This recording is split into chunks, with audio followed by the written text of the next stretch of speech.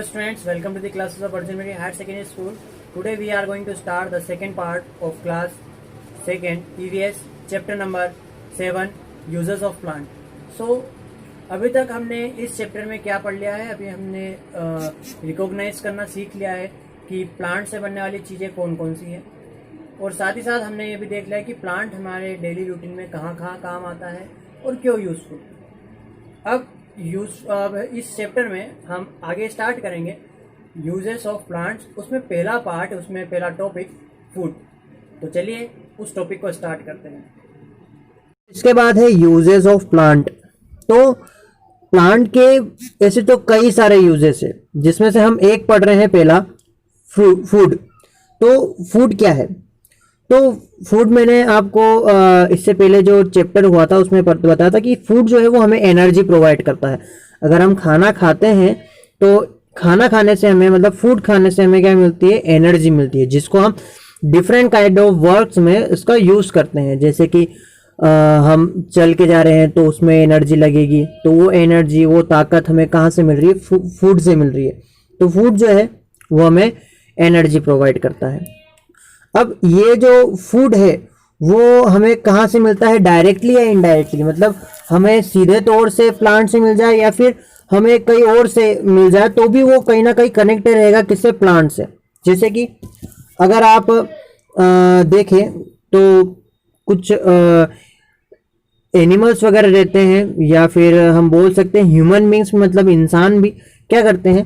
अगर कोई एनिमल को खाते हैं, जैसे कि मानते हैं अपन एग्जांपल लेते हैं कि किसी ने गोट को खाया, है ना? गोट मतलब बकरी। तो अगर किसी ने गोट को खाया तो वो गोट ने किसको खाया था? तो हम देखेंगे गोट ने किसको खाया था? प्लांट को खाया था। किसको खाया था? उसने प्लांट को खाया था। तो हम बोल सकते हैं ना कि इनडायरेक्टली तो गोट ने, मतलब जो गोट ने प्लांट को खाया, तो इनडायरेक्टली हमने भी प्लांट को ही खाया।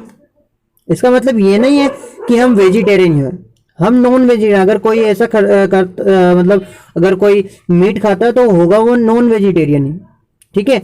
लेकिन हम बोल सकते हैं कि हम इनडायरेक्टली किसके ऊपर डिपेंड है? प्लांट पे ही डिपेंड है, क्योंकि जो एनिमल्स को खाते हैं वो एनिमल्स भी किसको खाते हैं? कहीं ना कहीं वो प्लांट को भी खाते होंगे, ठीक है। तो इस प्रकार से हम प्लांट के ऊपर फूड के लिए डिपेंडेंट है, बोले वो एनिमल हो या फिर वो ह्यूमन बींग्स हो, ठीक है। वो प्लांट के ऊपर फूड मटेरियल के लिए क्या है? डिपेंड है, हाँ, निर्भर करता है। प्लांट हमें सीरियल्स मतलब अनाज देता है, पल्सेस मतलब दालें देता है, ठीक है ना। तो सीरियल्स और दालें मतलब पल्सेस, तो वो कौन देता है? हमें प्लांट्स देते हैं, हाँ। प्लांट सीरियल्स और पल्सेस कैसे प्रोवाइड करते हैं? तो हम उसकी क्रॉप, हाँ, वो क्रॉप से हमें पल्सेस, मतलब हम क्या करते हैं? क्रॉप, एक फील्ड रहती है, उस फील्ड में हम क्रॉप वगैरह उगाते हैं एक पर्टिकुलर टाइप की। जैसे कि हम बोलते हैं ना कि ये जो फील्ड है वो गेहूं की है, मतलब वीट की है या फिर मेज की है। तो एक क्रॉप क्या होता है? क्रॉप एक ऐसी फील्ड होती है जहाँ पे एक ही तरह की फसल उगाई जाए। तो उस फसल को, उसको अपन इंग्लिश में क्या बोलेंगे? उसको अपन बोलेंगे क्रॉप, ठीक है। तो क्रॉप से हमें सीरियल्स और पल्सेस मिलती है। अब राइस है, वीट है, मेज है, ये क्या है? ये सीड्स हैं। अब हम इनके क्या करते हैं? सीड्स खाते हैं। मतलब हम राइस के प्लांट के, वीट के प्लांट के और मेज के प्लांट के, है ना, मेज मतलब मक्का, हाँ। तो इनके हम क्या खाते हैं? सीड्स खाते हैं, ठीक है। और ये क्या है? ये इन सभी को, मतलब किस किस को? राइस को, वीट को और मेज को, इन सभी को हम क्या बोलते हैं? सीरियल्स बोलते हैं, मतलब अनाज बोलते हैं, ठीक है। अब इसके बाद पी है, बीन्स है, ग्राम है, हाँ, ये सभी क्या है? ये सभी पल्सेस है, ठीक है। ये है सीड्स, लेकिन ये सीड्स जो है वो किस कैटेगरी में रखे गए हैं? पल्सेस, मतलब ये सभी पल्सेस है, दालें हैं ये सब, ठीक है। अगर हम और देखें यहाँ पे, तो जो फूड है वो उनके अलग अलग पार्ट्स, मतलब अलग अलग जो प्लांट्स से हमें अलग अलग पार्ट जो है वो खाते हैं। जैसे कि अगर कोई प्लांट होगा उससे हम सीड्स खा सकते हैं, रूट्स खा सकते हैं, फ्लावर है, फ्रूट्स, स्टेम्स, लीव्स। तो हम अलग अलग पार्ट्स जो है वो खा सकते हैं, ठीक है, और हम खाते भी हैं। ठीक, जैसे कि अगर हम यहाँ पे देखें तो यहाँ पे हम सीड्स, जैसे यहाँ पे बटले मतलब मटर, ठीक है, जिसको हम इंग्लिश में पी बोलते हैं, तो पी हम खा रहे हैं यहाँ पे, ठीक है। और फिर यहाँ पे अगर देखेंगे तो हम चने भी खाते हैं, मतलब ग्राम, ठीक है, ग्राम मतलब चने। तो हम सीड्स में भी अलग अलग चीजें खाते हैं। तो ऐसे ही इन सभी के कुछ एग्जाम्पल्स दे के रखे हैं, ठीक है।